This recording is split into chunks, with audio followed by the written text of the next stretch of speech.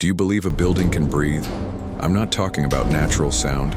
I'm talking about life, of invisible flesh behind the concrete, of beams that contract like lungs, of walls that sweat, of staircases that groan in agony every time someone steps on them. There are places that were built, but which were not made to be inhabited. Have you ever stopped to count the floors in your building? Have you ever noticed that a number is missing? Have you ever wondered why the 13 button is missing from elevators? Superstition, fear, or protection? Now imagine that there is, indeed, a 13th floor, but it is not between the 12th and 14th. It hovers out of time, hidden between frequencies, like a dimensional tumor, an architectural error that shouldn't be there, and now lives. I never believed in such things. I believed in roll calls, in protocol, in reports. My job was simple. Listen, classify, send help.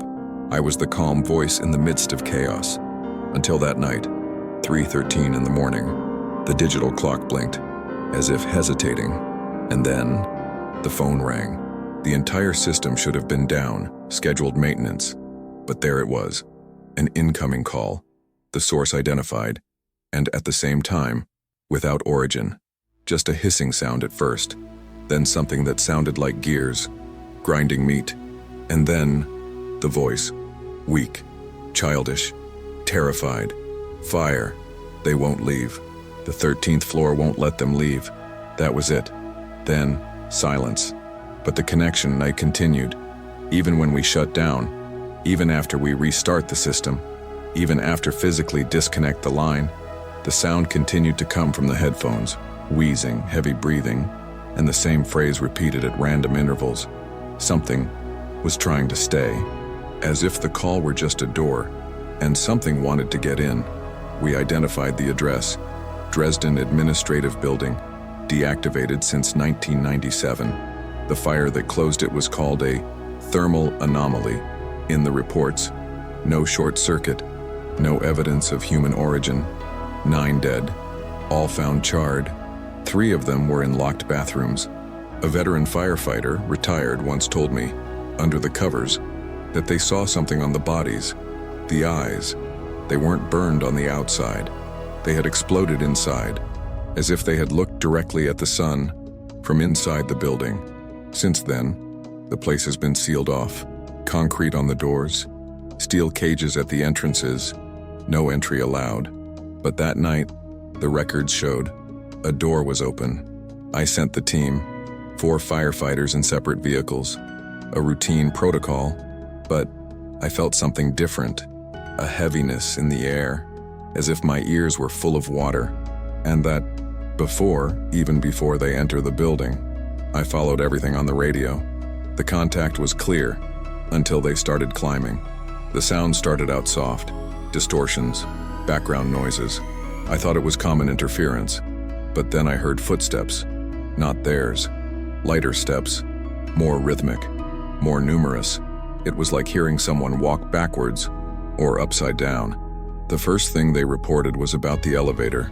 It worked, but there was no power in the building. Even so, the elevator was there, waiting, doors open, like an animal that knows its prey is about to enter. They went up, and what I heard next shouldn't exist. Elevator stopped at 13th, radio silence. I opened the construction company's floor plan records. There was no 13th month salary. There was a gap, an omission. The system skipped from the 12th to the 14th, as expected, but they were there. The next transmission came through distorted, as if passing through a dense, liquid veil. Corridor is wrong. Everything here is wrong. The temperature on the sensors dropped. Not inside the building, in the control center. The room I was in, 18 degrees to 9, in seconds. No reason. No window open, no air conditioning system on. Something of that was leaking over here. I felt like someone was watching me. I looked around, alone in the station, but I wasn't alone anymore. The recording of the original call, the one with the child, started playing again, but there was a difference.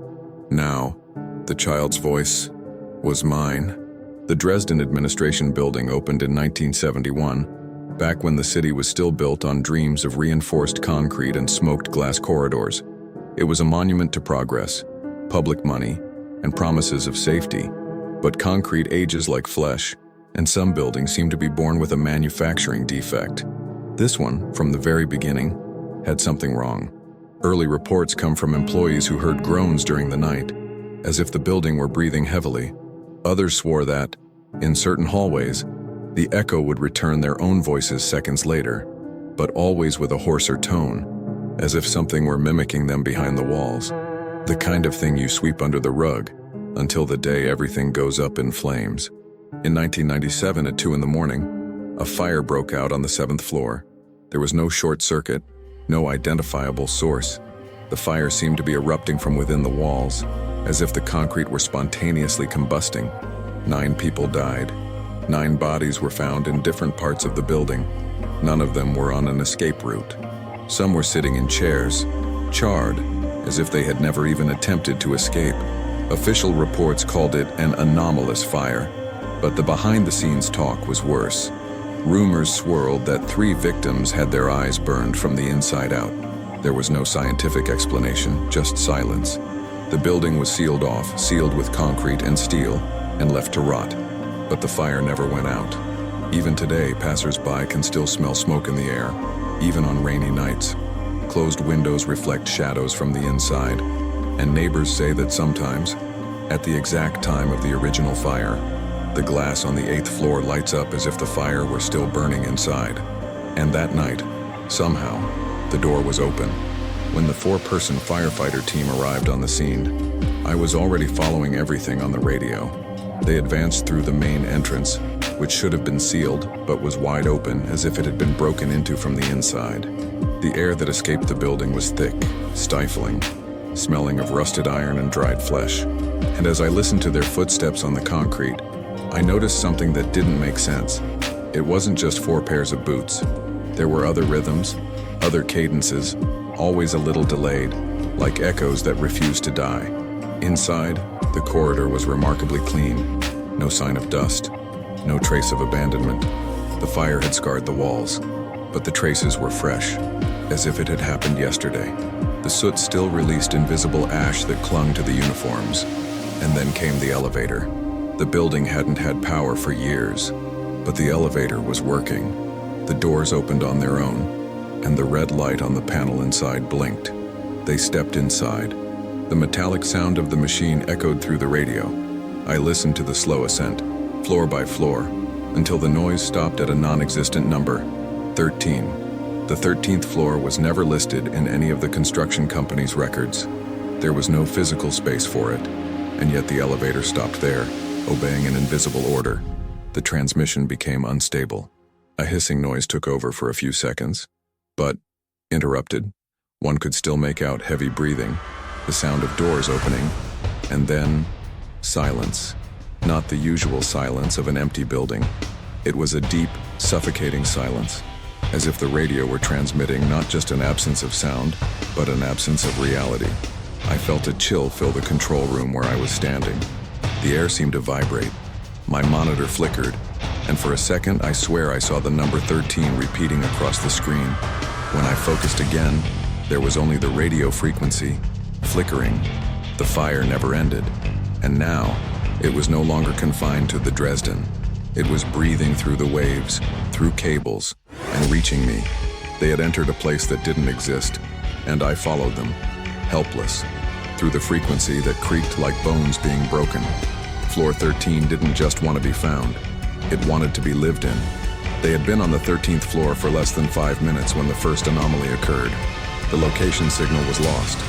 The firefighters' transmitters, all with internal tracking, showed they were still ascending, as if the 13th floor had no ceiling, as if that elevator, after stopping, had continued to take them deeper.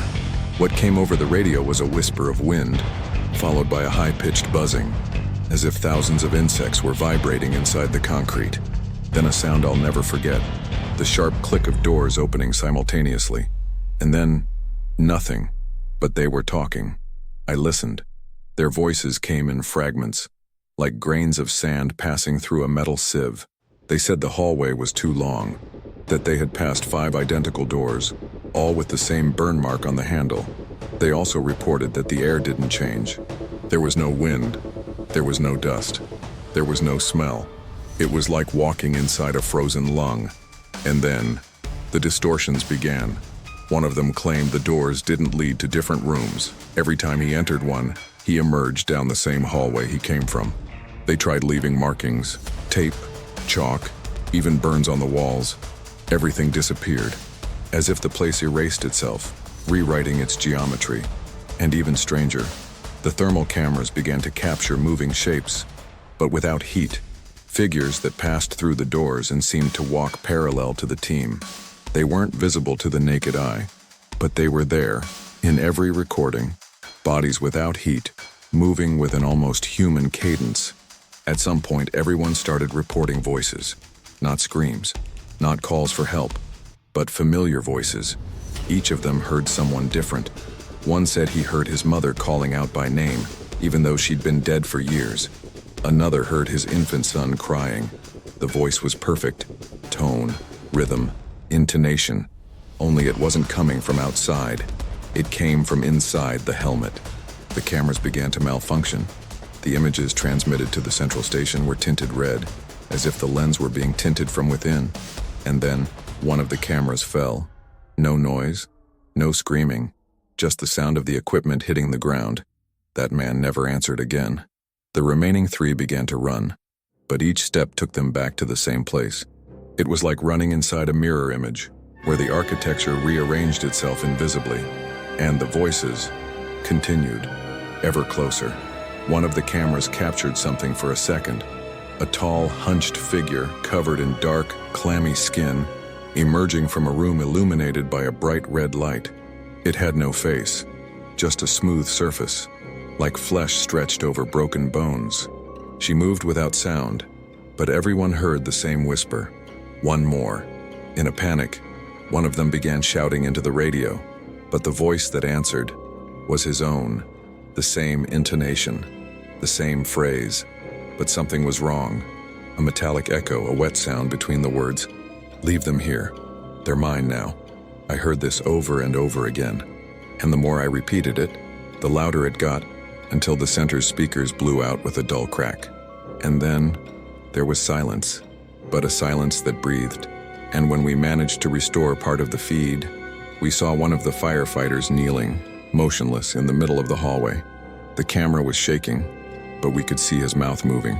He repeated the same word, 13, nonstop, without blinking. His face was pale, but his eyes, there were no eyes left, not gouged out, evaporated. The eye sockets were smooth and glistened with moisture, as if something had licked them inside. Another was still alive. He tried to maintain contact, but his voice was slurred, as if speaking through a liquid barrier. He claimed to be trapped in a room with no doors, but the camera showed a hallway, just like all the others, as if space and perception had been severed. Then, for the last time, one of the cameras turned on its own, and what appeared at the end of the hallway that wasn't human. The same figure, tall, faceless, black, waterlogged skin, as if he'd just emerged from a lake. She didn't walk. She peered between one frame and another. Each blink of the camera brought her closer.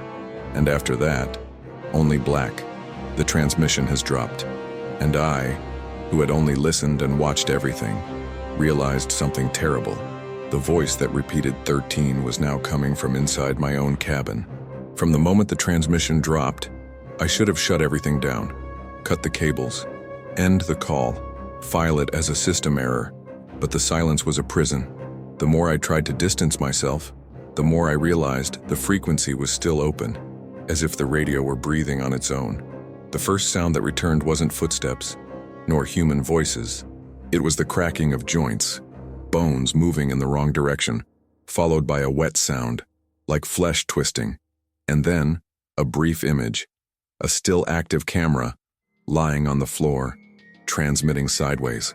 The hallway appeared crooked, the walls pulsing slightly, as if breathing. In the corner of the screen, a shadow wavered. It wasn't moving, it was vibrating, as if reality itself were repelling it. And from within the shadow, a shape began to emerge. First, a leg, then the rest of the body. The creature seemed to have stretched to fit within the space, and now it was breaking free, filling the entire hallway. The faceless figure walked as if dragging roots across the ground. Its black, wet skin dripped in rivulets, as if it were constantly melting. Wherever it stepped, the concrete cracked and smoked, as if being eaten away by invisible acid. The cameras showed one of the firefighters on his knees, trembling, making no sound. The mouth moved, but no air came out. When the creature stopped in front of him, there was only a shudder in the footage. The body fell to its side, headless. There was no cut. There was no blood. The head simply was no longer there, as if it had been erased from existence. The second firefighter held out longer. The body camera showed the endless hallway, the doors opening and closing behind him as he ran. But each door led to the same place. The creature always appeared closer even without walking. And each time the man turned, his mother's voice called to him, pleading, scratching at the invisible walls. The final recording was devastating. The firefighter fell to the ground, the radio crackled, and the visor recorded an image that shouldn't have been there. The helmet pointed upward, and above him, the ceiling appeared to have ripped open. A hot, red liquid oozed from the hole, dripping as if the floor above were melting raw human flesh. And then the figure lowered its body over the lens. Its smooth, featureless face pressed against the camera. There were no eyes, no mouth, just a sliver of black, quivering flesh. But in the background I heard breathing, slow, deep, as if the camera were my own head and the thing were sniffing me. The recording cut out, and suddenly, silence. I thought it was over, but that's when I realized the truth. On the